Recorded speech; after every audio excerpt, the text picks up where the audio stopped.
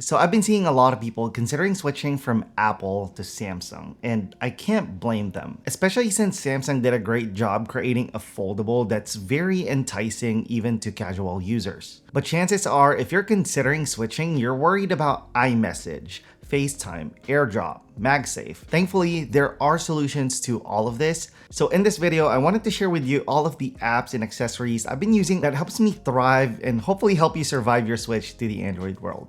When I started using Samsung again last year, I used an app called Blue Bubbles to run iMessage on my Samsung device, and it worked pretty well. But the catch is I always have to have my MacBook Pro turned on and connected to the internet, and you can imagine how inconvenient that could be, but thankfully I found something better. It's called Open Bubbles. Yes, you still need a Mac to register, but you don't need to leave it turned on in order for it to work. I can receive iMessages whether I'm at home or on the go. I can react to messages, send photos and videos, and something I didn't expect was I can also use it for FaceTime, and it works really well. If you don't have a Mac, you can also use an iPhone to register, but you have to leave it on at all times and connected to an internet. So the real best option is to use a Mac, or you can try using their hosting subscription, which is $16.99 a month, and I can't really speak on that experience because I haven't tried it. To send files to or from my phone to a Mac or PC, I was using Local Send initially, which is free and really reliable, but recently I started using Blip, and I honestly just like the UI of this app better. Setting it up is super easy. You just download the app on your phone and then on your computer, and you just pair both of your devices and you can start sending files back and forth. On your phone, you can send files from the app directly, or you can click share on your gallery or files, and they transfer pretty quickly. And honestly, I find this to be more reliable than AirDrop for me. On a Mac, sending files is super easy too. You just need to right click on the file you want to send, hit share, and you'll see Blip on the list. And that's it. A huge part of actually giving Samsung a chance is embracing the ecosystem. Yes, you can use your AirPods with your new Samsung device, but if you're looking for a new pair, the Galaxy Buds 3 Pro is a really great option. I think it looks really cool with its futuristic look, and the sound quality is really great too. It has active noise cancellation, ambient and adaptive sound.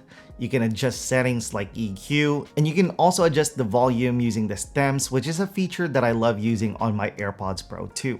One of my favorite accessories in Samsung's lineup though is their collection of smartwatches, and they have a few to choose from depending on your taste, but the one I want to highlight is the Galaxy Watch 8 Classic. I think it strikes the perfect balance between traditional analog design and modern smartwatch functionality, and a lot of people really love that it has a rotating dial which allows you to navigate around your smartwatch. If you're an Apple Watch user, you can pretty much expect to get all the functionalities you're used to. You can call, text, receive notifications, but what I really love about using Galaxy Watches is the amount of information it gives you. It has sleep tracking, energy score, stress levels, and this year they added antioxidant index, which points out how well you're eating. And as you can see, I'm not doing great. Having all of this data to know more about the key areas of my health is super valuable. I don't think the data is 100% accurate, but I use the information I get as a guide to see how I can improve my health. If you're coming from Apple, chances are you're not a battery snob, but it's always helpful to have a power bank handy at all times. I really like using the INIU Pocket Rocket P50, and just like the name suggests, it fits well in your pocket. Although it's not much bigger than your favorite pair of earbuds, it has a 10,000 milliamp capacity with a max output of 45 watt fast charging, so you can full charge your devices no problem. It has a screen to let you know the battery levels, and the included lanyard acts as a USB-C cable, so you don't really need to bring extra cables unless you're planning on using the 2 USB-C port and 1 USB-A port at the same time. One thing I really miss from the Z Fold 6 is the S Pen compatibility. I was a heavy S Pen user, and I was very bummed to see Samsung take this feature out. In my opinion, if part of the value proposition is that this is a 2-in-1 device, and you want to maximize the tablet use, you kind of need the S Pen for that. Thankfully, I found this Stylus on Amazon, and it kind of gets the job done. It has two ends, one made out of lightweight alloy, which is useful for just casually navigating, but when I want some precision, I prefer using the side with a transparent disc. I would say it's about 60 to 70% accurate, and I think it's okay when I'm writing my notes or to-do list. But when I'm sketching, it is kind of a pain, but I guess it's better than nothing. I'm a big fan of MagSafe, so whenever I'm switching or testing out new phones, I always try to make sure to get a MagSafe case for my devices so I can successfully make the switch. So for the Z Fold 7, I ordered a case from a company called Thinborn.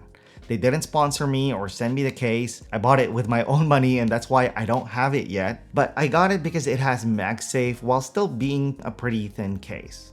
But if there's a case that you absolutely love but it doesn't have MagSafe compatibility, you can always buy these rings on Amazon and they work pretty well. You just simply attach it to the case of your choice and you'll be able to attach your favorite MagSafe accessories. One thing I've been looking for is a charging station to charge my Z Fold 7, my Galaxy Watch 8 Classic, and my Galaxy Buds 3 Pro. So if you guys have any recommendations, please let me know in the comments below. So these are my recommended apps and accessories to help you survive your switch from Apple to Samsung. And if you made it this far in the video, type survive in the comments below. Thank you guys for watching, and I'll see you in the next one. Bye.